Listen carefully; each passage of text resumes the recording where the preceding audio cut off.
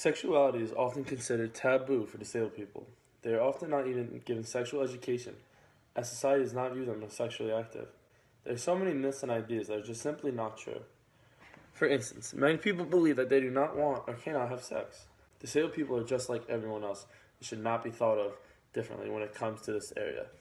When people talk about sex and disability, they approach the subject with just reproduction in mind. A common thing people say is, well, the children might be born with disability, as if that's always a negative thing. People with disabilities are functioning people in society who have nothing to be ashamed of. People also believe that disabled people have no desire to have sex, that they are void of sexual feelings. This is completely false, as disability has no connection to sexuality.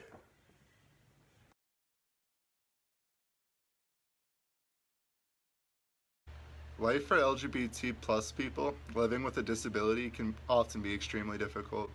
According to research done by NBC, 2/3 of children with disabilities have faced homophobic bullying, compared to 55% of their non-disabled peers.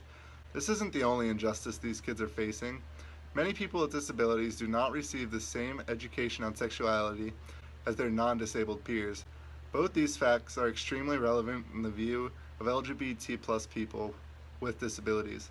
By bullying and not educating them, people with disabilities may be more insecure about their sexuality, which is an atrocity that needs to be talked about. In our world, with many progressive thinkers fighting bullying and other injustices, we must not forget anyone, especially those who are facing the most oppression. Also, everyone deserves the same exceptional teachings on sexual education and assault.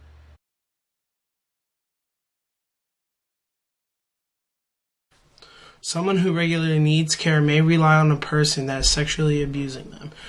The abuser might use his or her power to force someone into non-consensual sex or sexual activities. The abuser might take away the only means of communication from the disabled person, such as a phone or a computer.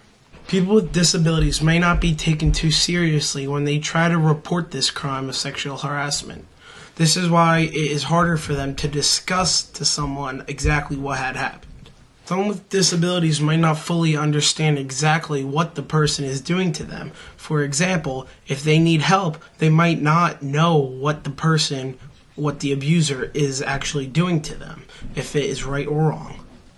One report shows that 25% of females with an intellectual disability have been sexually harassed once in their lifetime, when another shows that 49% of people in general with an intellectual disability have had 10 or more sexual harassment instances in their lifetime.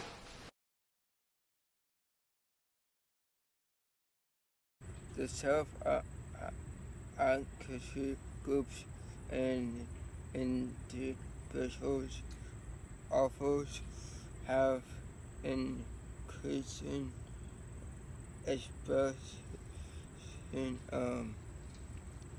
content that persons with disabilities are sexual and dysfunction by a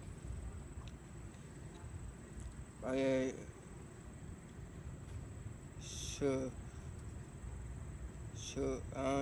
that inadequate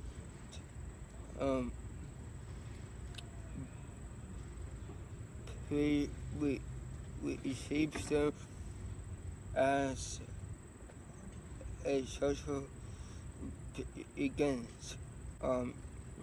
The purpose of this film is to evaluate the social foundness of the content that people with disabilities are indeed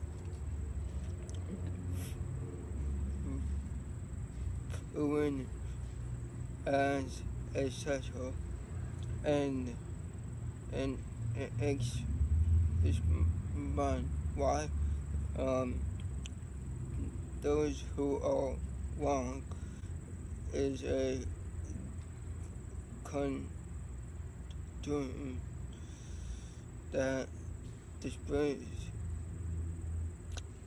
shine on the gains in our biology and physical understanding of sexuality in the context of disability. There remains much to be